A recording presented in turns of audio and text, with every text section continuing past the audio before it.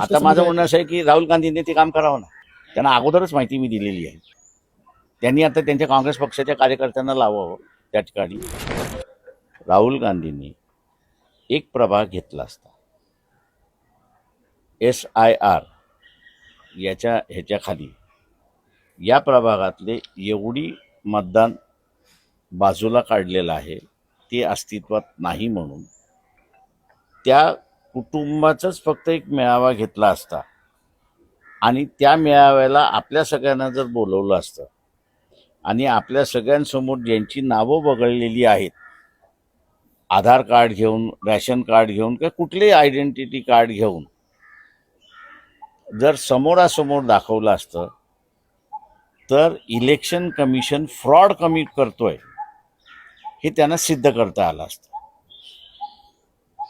आताही तुम्हाला मी सांगतो, महाराष्ट्रातल्या SIR खाली तुमच्याकडे आकडेवारी आहे का? किती जण का कमी होणार आहेत? नाही ना? कागदावरती लिहून घ्या. 2,90,00,000 मतदार महाराष्ट्रातले कमी होणार.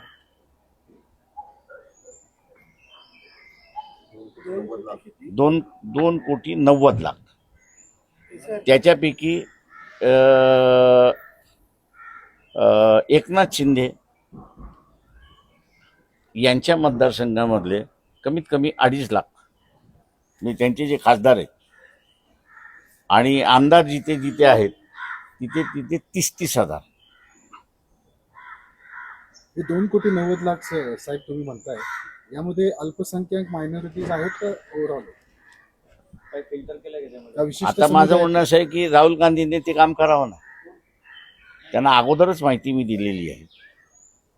त्यांनी आता त्यांच्या काँग्रेस पक्षाच्या कार्यकर्त्यांना लावावं त्या ठिकाणी की SIR खाली जे वगळण्यात आलेली आहेत त्यांची लिस्ट आपल्याला मिळते. त्या लिस्टपैकी त्यांनी असणारे एक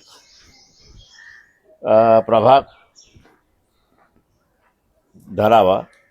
त्या प्रभागामध्ये असणारा जे नावं वगळलेली आहेत, तुम्हाला त्यांचे असणारे पोस्टल ॲड्रेस मिळतं, ते शोधून घ्यावं आणि त्या सगळ्यांना एका ठिकाणी बोलवावं आणि सगळ्या प्रेसला बोलवून हे जिवंत आहेत, ह्यांना वगळलं कसं एवढं सांगावं.